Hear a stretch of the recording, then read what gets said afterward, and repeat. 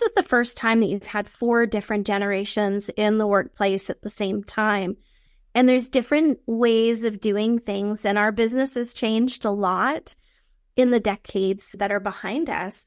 And really being able to encourage the younger leaders that their ideas matter. And then the older leaders to say, you know, it's okay to let go to grow. What if the only reason why your hotel is not retaining staff is because you don't have a mentorship program? Mentorship programs in an organization can yield significant benefits, enhancing both employee satisfaction and organizational effectiveness. You should be asking your mentee what their goals are, and then actually understanding where their strengths are, where they perceive their strengths to be, and where they perceive the areas that they want to build stronger. That's Shannon McCallum, Vice President of Operations at Resort World Las Vegas, the most expensive resort property ever developed in the Strip at a cost of $4.3 billion. Resorts World is a beautiful new property that is just 3 years old. We've got 3 different brands in our campus that are partnered with Hilton. We have a Hilton Las Vegas, Conrad Las Vegas, and Crockford's Las Vegas, which is our luxury, ultra luxury brand. And we've got 3,506 units in total. So it's not a small campus, and we have over 50 restaurants and lounges that are here for our guests as well. But what I love the most about Shannon is her humble beginnings and her dedication to help her staff grow and develop. On this episode, you will learn what to consider when creating a mentorship program, the effect of mentorship programs on the company's leadership, the role of communication and collaboration for success, what the future holds for hospitality business. But now, let's talk to Shannon and learn something new with Schillering today.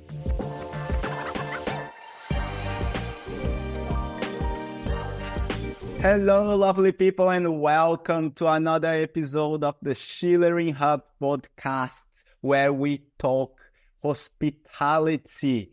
Today, I'm super honored to welcome Shannon McCallum from Resorts World Las Vegas to talk to you about mentorship in hospitality, something that's super important for our staff.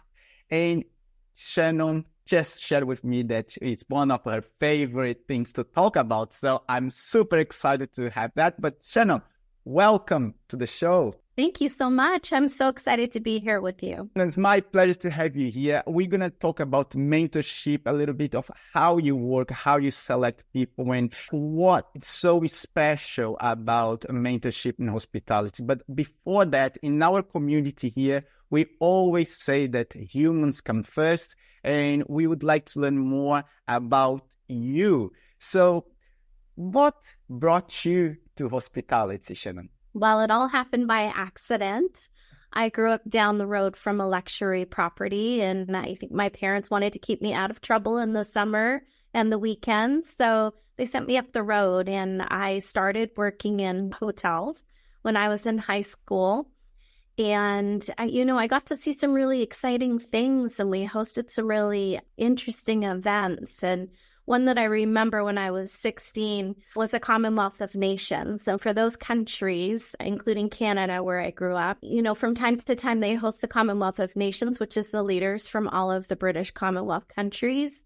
And I got to serve and be a server assistant at an event that had Margaret Thatcher and the Sultan of Brunei and Rajiv Gandhi and the Prime Minister Brian Mulroney of Canada.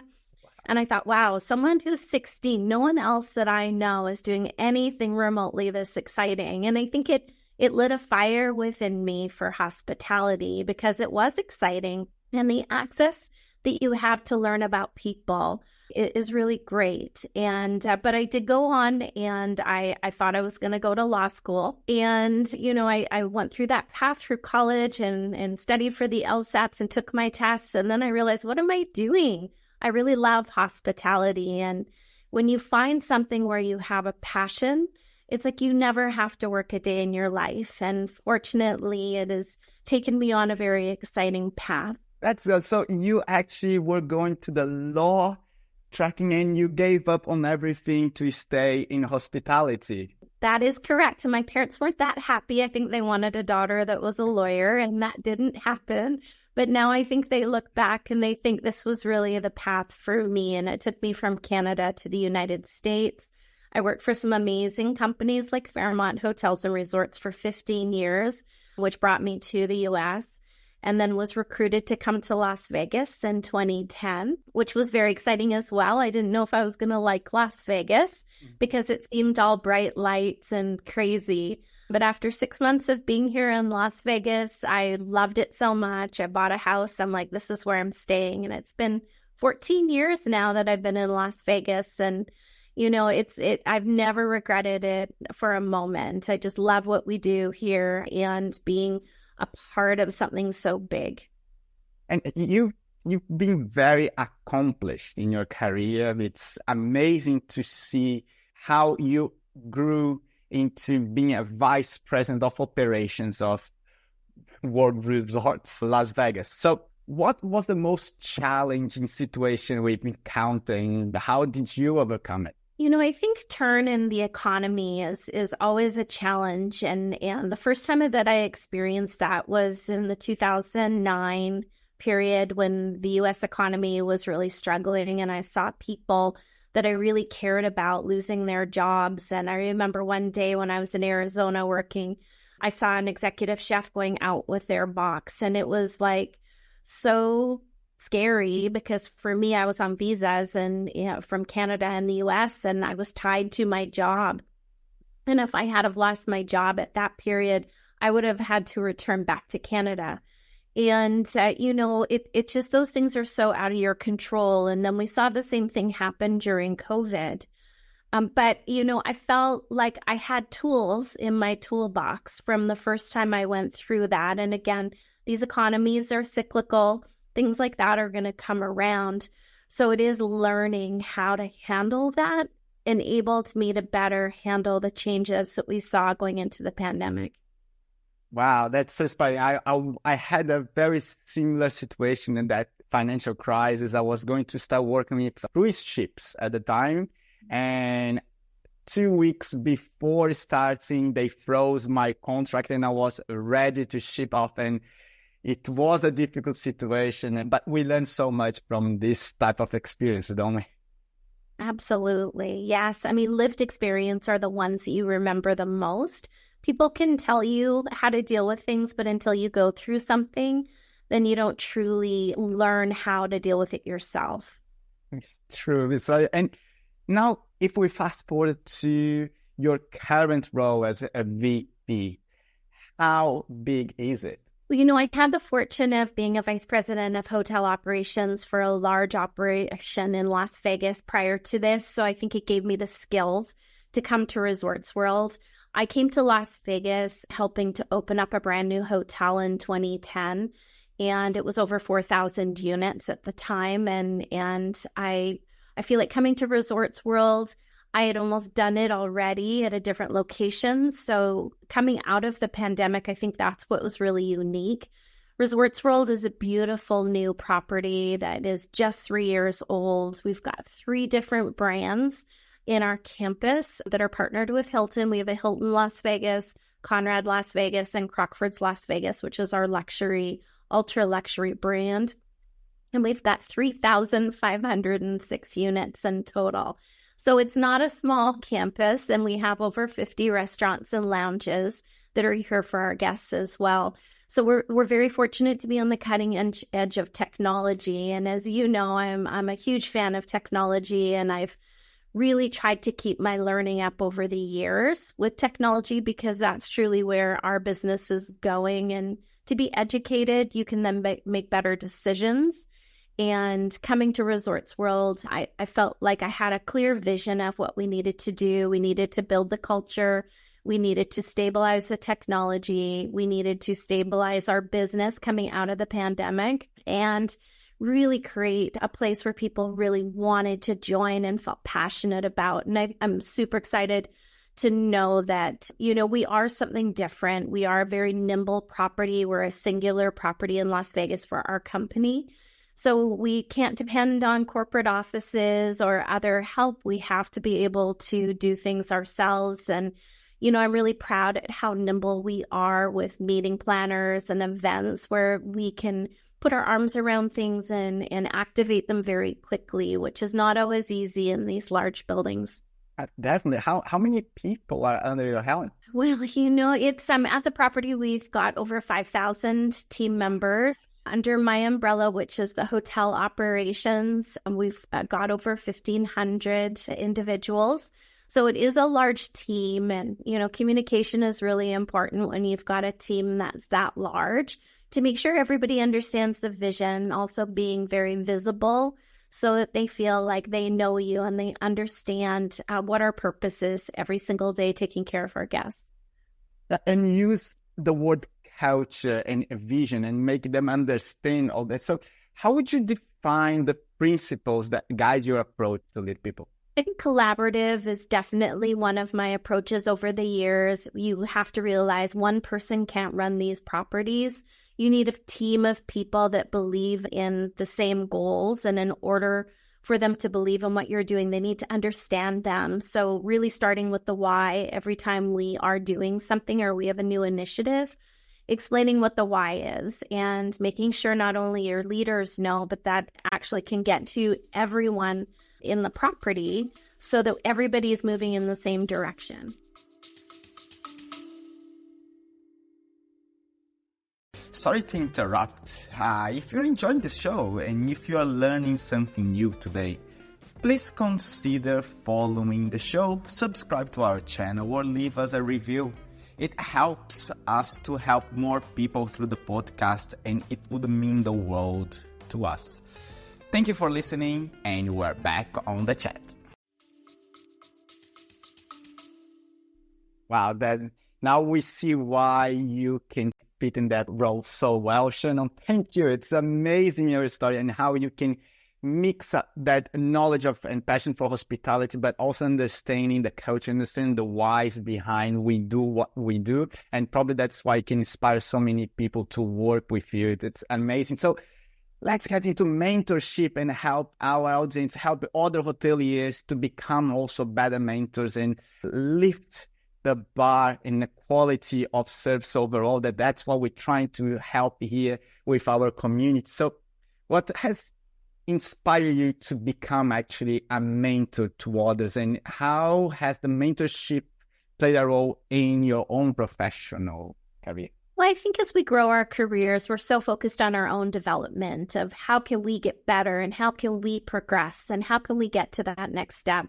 And I think as you progress in your career, you realize that, you've developed your career, but how do you help others to be able to develop their careers?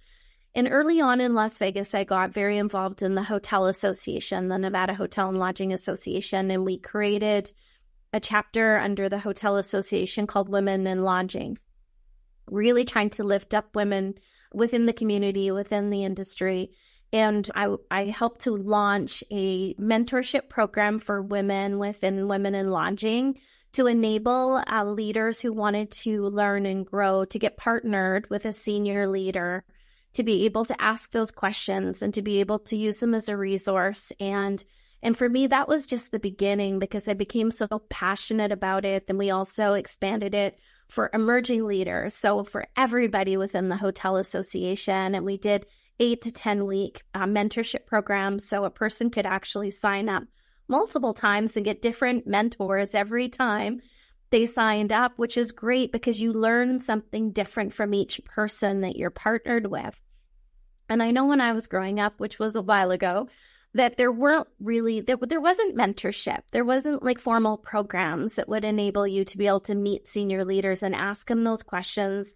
And it was a bit intimidating to be able to be in a situation like that, to ask someone to sit with you and talk with you. So I feel so fortunate for those that are to be first involved and to be able to help and give back in this way, but also to provide that opportunity to make it easier for those people who are growing their careers and they want to learn from the experience of others, that there's more opportunity to do that. And again, pairing people with individuals that match their interests, I think is really important. So if someone wants to learn more about sales, trying to find a sales lead, a director of sales, somewhere in the community that can be the partner so that they can really continue to grow or learn, even if they're not even in that discipline, they can learn security, they can learn hotel. So it really enables them to learn many different classifications of roles within hospitality without even changing their role so that they can understand what path they want to go on. And in these programs, how do you typically identify the people that you will work with, or how do you select? It's just from the person that staff, or is more the mentor that makes the choices? We give the mentee an opportunity to have a say on the top 3 areas that they want to learn more about. Then we look at the mentors that are volunteering to see who has that knowledge that would be able to develop or to share information with the person that is wanting a mentor. So I think that has been really helpful. And again, giving them the opportunity to be able to participate multiple times. It's not like you only get to do it once and that's it. Because we have mentorship programs multiple times a year, you're able to really get to know and network through the community with senior leaders, which you normally wouldn't maybe not have access to. Like, what are the most challenging steps that your mentees go through? Because I believe that, as you just said, it's quite nerve-wracking when you have to face a high-level leader in the industry, someone that you probably look up to your whole life, and then you need to talk to this person and ask questions. And I think that asking the questions, the right questions, is very difficult. But from what you've seen, what's the most challenging things that happen to them? I think more people are going to school for hospitality. And I think sometimes when they graduate and they're fresh out of school, they feel like they should get into a senior leadership role. And I think sometimes that right setting the expectations of going through my own history. This is how long it took me to be a manager. This is how long it took me to be a director. This is how long it took me to be a vice president. But they want to know, how do I get to be a vice president? And they're fresh out of school.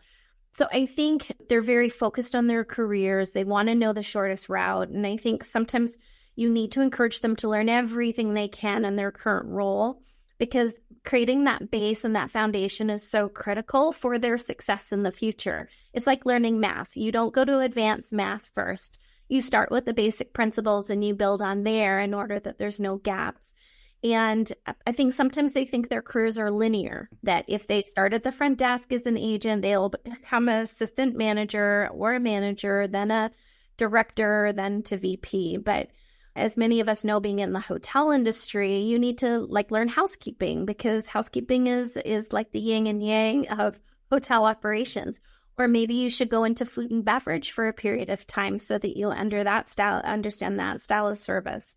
Meeting planning, which is a combination of food and beverage and hotel, to learn what your group guests experience. So we really, and I know for myself, I try to encourage my mentees to be able to think about how they can further expand their knowledge set within their current role, and how important it is just to start working hard and do it because it's the right thing to do. Learn everything that they can, and then to create goals for themselves, where they maybe put a reminder in their calendar every 6 months so that they think about, where am I today? What do I want to do tomorrow? So that they can understand that it's going to be a process. It's not something that happens overnight. And I think that's probably one of the most challenging things, I think, for students that are coming right out of school, because I think sometimes schools are saying, if you get this education, you will become this. And in our industry, a lot of it, your experience is by interacting not only with other team members, it's about interacting with the guest, because that's a skill set that you can't learn at school. And it takes time to really find your path and your skills in order to do that successfully. What you just said, there is a misalignment between academy industry and personal growth. In my opinion, that it's being a school, the academy is selling their courses, so they do the best that they can to attract talent. And in the end of the day, end up selling an idea that is not totally real, not totally consistent with what they will face in the daily operation, the daily job. And to foster that culture of learning, because a lot of people saying that this new generation struggle to engage in learning, and it's continue learning and understanding that it's all a process. Do you see that happening? Yeah, I absolutely do. And I think continued growth and learning is what's needed in order to be successful, because our business doesn't stand still. Our business, you look at the technology that's now happening in our industry, and I think the pandemic actually sped it up because we needed to have paths for our guests who wanted limited interaction with other people. Now, many of us, especially luxury hoteliers, hung on to that guest experience that, no, we need to take care of our guests in person, and that's the only way to be able to deliver service. But we've learned to realize that luxury service is the ability for our guests to choose their path, not for us to dictate it. And so we may have luxury guests who have traveled for 10 hours that just really want their room and not a conversation. And they want to bypass the front desk because they've stayed with us 10 times and they already know where everything is and they have no questions. So having that path for that guest is actually luxury because it allows them to be able to go on their own path. However, you might have a first-time guest that's coming in for an anniversary and they want to know what entertainment and they want to know where to dine and what special moments that they should take advantage of. And so I think that making sure that we continue to learn not only from a technology standpoint, but also how our business is changing. And I think one of the things that I feel in regards to learning is reading. And wherever I've gone in the past, I've always had what's called a book club for my leaders. And, here at the property, we've already read 3 books and, we're just 3 years in. And again, we've got a busy business, so we try to meet every month. But it's about learning through the ideas of people, not just in hospitality, but in service, in leadership, so that we can actually bring people together. And this is the first time that you've had 4 different generations in the workplace at the same time. And there's different ways of doing things. And our business has changed a lot in the decades that are behind us. And really being able to encourage the younger leaders that their ideas matter. And then the older leaders to say, it's okay to let go to grow. And to give our younger leaders that leeway to be able to make decisions and be able to learn from them, instead of telling them, no, I've been in the business this long and this is how you do it. Because the style of our team members and our leaders are changing.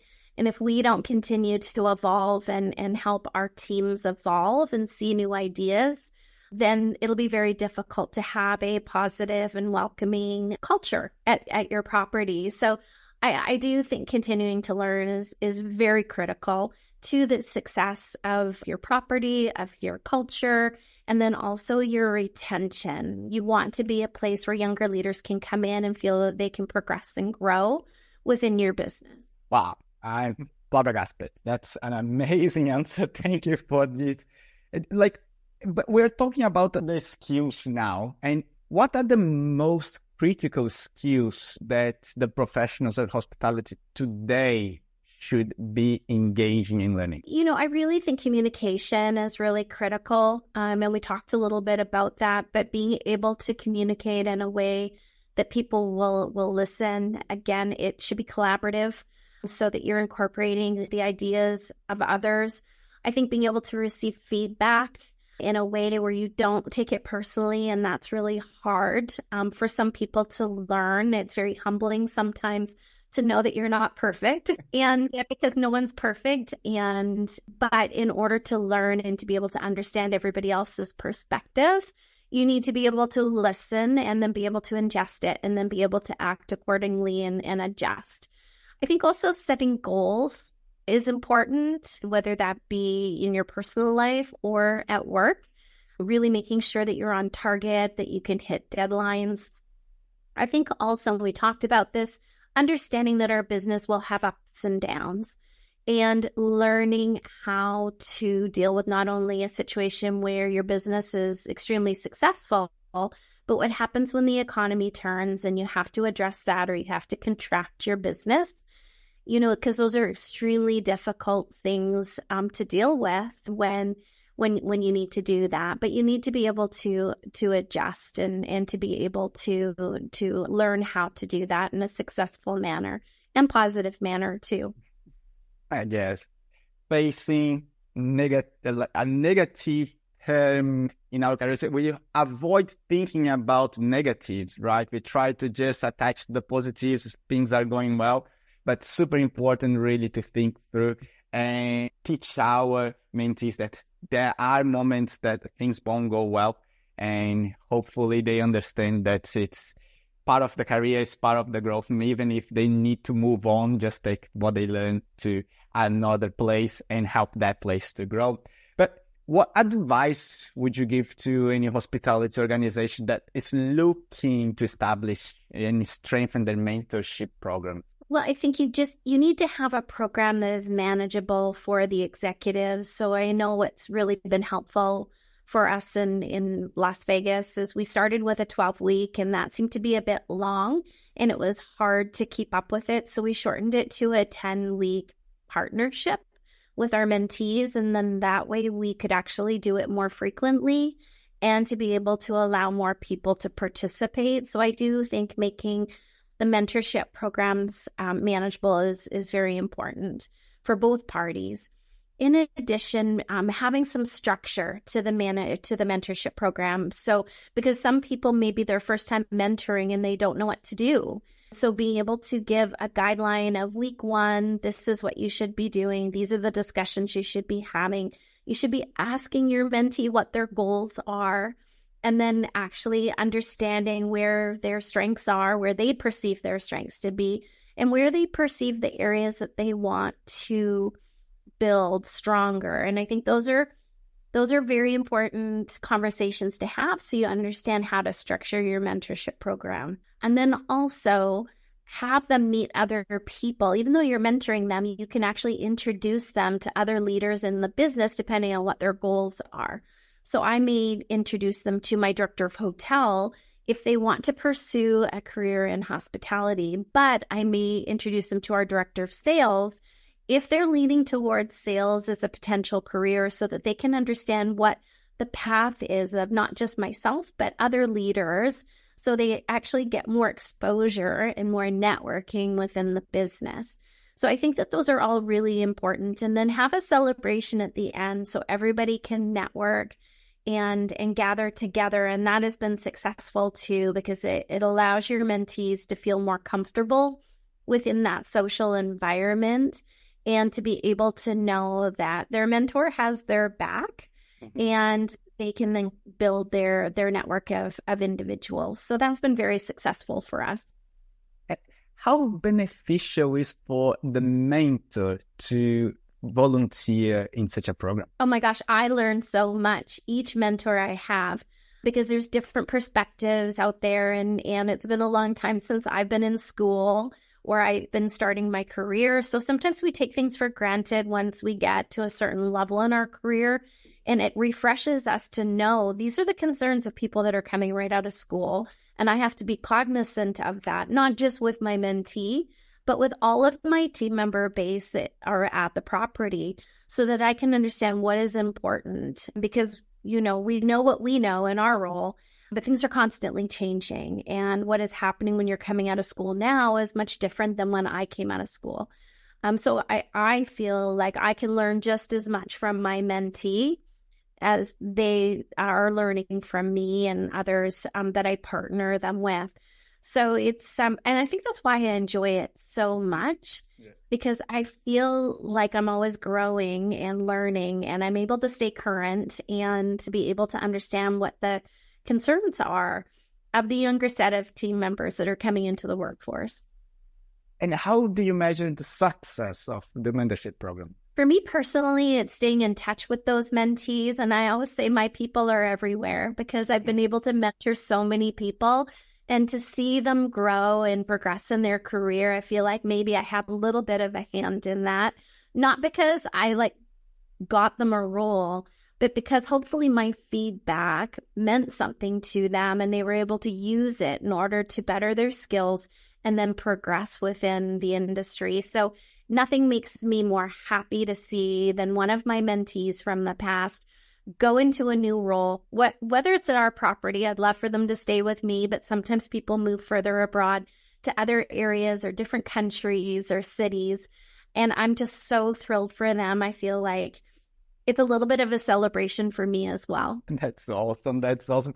And look, we have in this show, we create a little game that's trying to foresee the future. Okay, so it's more a game that we play. It's to be freely, to think freely. And the idea here is to anyone out there that's looking for some inspiration for the future, may look at a guest that they enjoy, the subject that they enjoy, go to the last part of the podcast, just listen what the future holds for that guest, get some inspiration and maybe can apply to the business or just think, oh, I never thought about that before. We know that predicting the future, it's always a tricky question. So I like to make it clear that this is a game.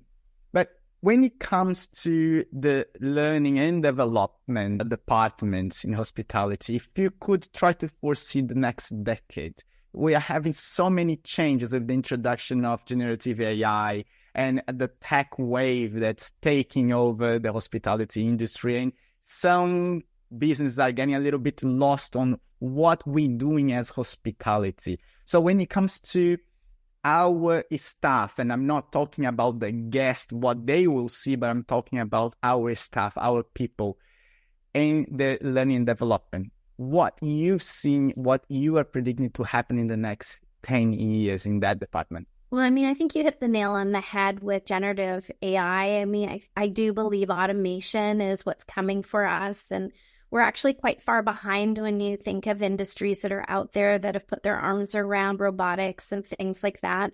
And it really is not about replacing people, but it's about using AI to be able to take care of the manual things like reporting, or being the first voice that answers the phone that can actually take care of an easy task. And then when things get more complicated, then it goes to a person that can take care of their needs. But there's a lot of opportunities for us to be more efficient in our business. And the hotel business is a tough one because there's a lot of costs that are associated with our properties. And to be able to make them more profitable without losing that human touch is what's really important. And so I know we currently at Resorts World, we've always been on the cutting edge of technology, but we are looking at ways to have bots do automatic payments. And so working in the finance area or even in the hotel, being able to generate our reports, it can take hours to do when we're looking at hourly counts or daily status reports and those kind of things. In addition, we talked about mobile check-in. That's a great way for us to be able to allow the guests not to have to stand in line. We can better our service and yet give the guests what they want is a quick and speedy service. And if they do choose to come to the front desk or go to the concierge, we can take care of that too. But they can, oh, by the way, book their concierge items 24 hours a day on their own on their phone as well. Mm-hmm. So I do think that hoteliers need to stay educated. And I think it's a bit intimidating with all of this new technology that's coming out there. But start small and join podcasts like this today to learn more from others who are really getting into the business. And also partner with your IT team because they often are a few steps ahead as well with the education, because it is important that we understand making the decisions that we are today in our business. We need to have some basis of understanding of the benefit that it can bring instead of pushing it away because we're a little bit worried about it. But again, it's not about a replacement of service. It's about streamlining our business so that we can then take care of the guest in a more meaningful way. 100% with you. If you could look back and mentor yourself, your younger self, what would you tell yourself? I would say be patient, work hard. Things will come when the time is right. Have confidence in yourself, in your abilities to do what you're doing. Because I think a lot of times when we're growing our career, we question how we're doing compared to other people. So don't compare yourself to others, and have a clear vision and be able to see where you want to go, then to work towards it. So I do think that we all learn every single day, and being patient and with yourself first and foremost is just really important, because then you have the capacity to be able to be patient with others as well. But, I feel very fortunate to have had wonderful mentors that have helped me along the way. And again, I get immense pleasure with giving back now to those people who are just starting and they're growing their careers. Shannon, that was a masterclass. Thank you very much for sharing with me. So it was an amazing conversation. Thank you so much. Would you like to send a message to your mentors or your mentees? I would just say thank you so much for your time and your confidence and in my abilities. When I think back in my career in Canada, there was a gentleman, Aurelio Durazio, and I always looked up to him because he could actually tell people the hard truth of what they were going to get or they weren't going to get at our hotel, depending on how busy it was. And the guests would walk away and thank him. And I always thought, wow, I want to be just like that individual. Then another gentleman, when I moved to Las Vegas and I'd never been in the casino business before, took me under his wing and he taught me all about the casino business. And Mr. Paul Berry, who is now living in Florida, and he took a risk. He took a chance on me coming from outside of Las Vegas to bring me into a casino business where it is so intricate and very different than mainstream luxury properties.